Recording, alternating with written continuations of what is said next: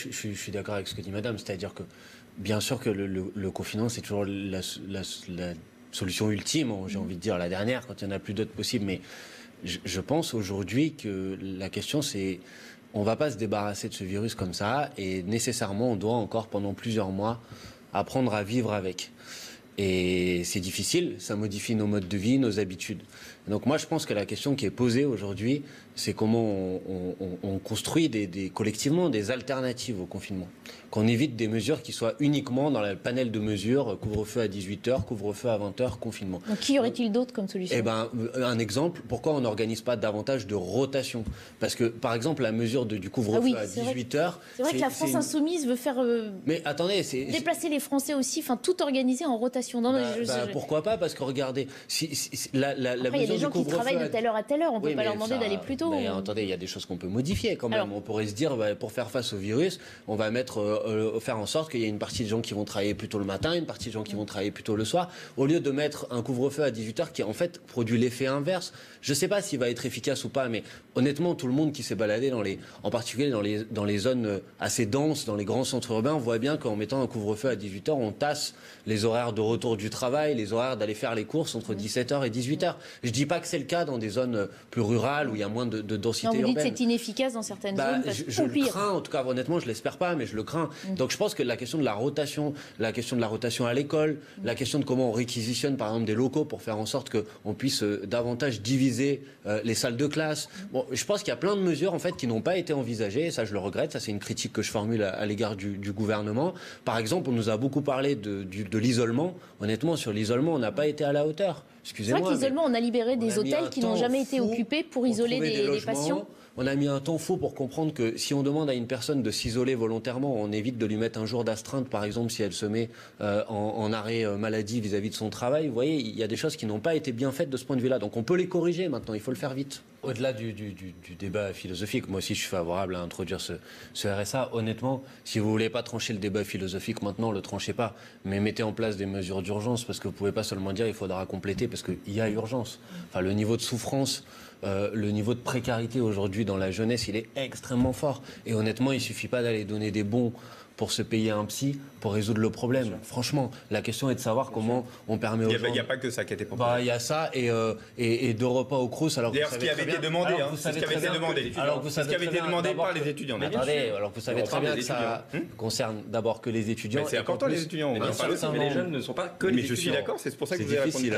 Alors qu'un certain nombre d'entre eux, par ailleurs, n'habitent pas à côté de leur Crous et que ça ne résout pas leur problème d'accès à une alimentation de qualité. Donc ça, c'est sur ce sujet-là. Maintenant, je voulais revenir sur la question des vaccins et des pénuries. Parce que là, on a un exemple concret. Tout à l'heure, vous disiez que vous étiez d'accord avec moi quand je vous disais qu'on n'avait pas suffisamment anticipé. Donc là, on a un exemple concret. Vous dites vous-même, on va avoir une pénurie, mais qu'est-ce qu'on fait? On attend d'avoir la pénurie. Donc voilà, comment on fait pour ne pas avoir cette pénurie? Si vous êtes magicien, vous avez des milliards de vaccins, alors là, on les prend avec grand plaisir. Propositions à vous mettre sur la table. Oui, la nationalisation des laboratoires. Premièrement, on dit on lève les brevets sur les vaccins. Pourquoi? Parce qu'on a payé ces brevets avec de l'argent public et que si on lève les brevets sur les vaccins, ça veut dire que l'industrie pharmaceutique, y compris française, puisque Sanofi nous dit qu'il n'est pas capable de produire un vaccin avant la fin de l'année. C'est ce qu'on est en train de regarder d'ailleurs. Avant la fin de l'année, se met à produire du vaccin, y compris du vaccin qui n'a pas été développé par Sanofi. Si on n'y arrive pas parce que les entreprises pharmaceutiques, elles veulent pas, il existe dans la loi une disposition qui permet de réquisitionner un brevet pour pouvoir... On en discute, monsieur Bompard.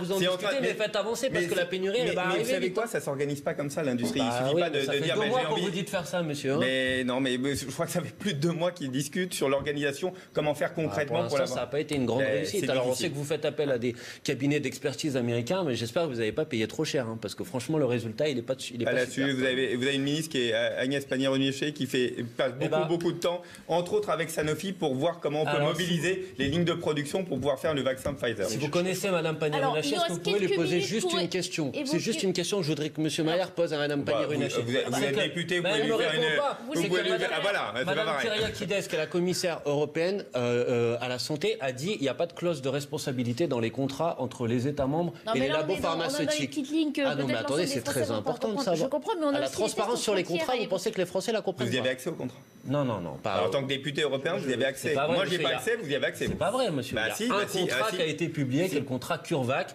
avec des éléments qui sont biffés. Le contrat Pfizer, personne ne l'a vu aujourd'hui. C'est pas vrai ce que vous dites. Pas vrai. Oui, d'abord, je partage le respect pour le témoignage de madame. Ensuite, bien évidemment, on a été confronté à une situation qui était une situation extraordinaire. Et donc, il y a eu sans doute un effet de sidération et une difficulté à réagir. Il y a eu aussi des erreurs, des maladresses, et il y a eu aussi un système de santé, sans doute, qui n'était pas préparé à faire face à une telle épidémie, et qui avait été quand même affaibli pendant des années avant cette épidémie. Et surtout ça, bien sûr qu'il faudra en tirer des leçons. C'est pas seulement pour faire un travail d'opposition ou de critique du pouvoir. C'est pas seulement pour faire de la politique. C'est tout simplement pour améliorer les choses. Et est-ce qu'on va le faire ou est-ce qu'on va pas le faire? Moi, je souhaite qu'on le fasse.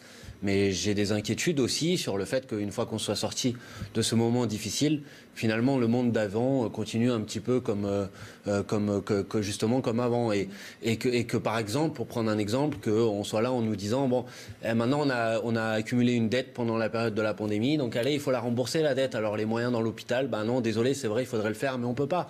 Donc moi, je pense effectivement qu'il faut être extrêmement vigilant sur le fait qu'on tire effectivement les leçons de cette période et de cette crise.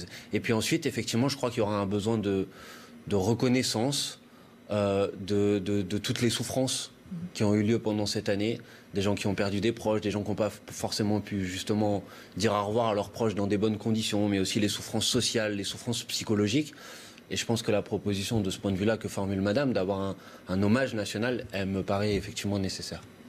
Les soucis des hôpitaux publics, vous l'avez évoqué tout à l'heure, c'est pas quelque chose de nouveau. Cette crise a juste empiré une situation qui est, pour le coup, exsangue aujourd'hui face peut-être qu'on s'en rappelle plus trop, parce qu'on a l'impression que c'était dans un autre monde, presque. Mais je rappelle quand même que quand le Covid arrive, on est déjà dans une situation à l'hôpital public qui était déjà une situation d'énorme souffrance des personnels de santé qui manifestaient contre les suppressions de lits, qui manifestaient pour avoir davantage de moyens.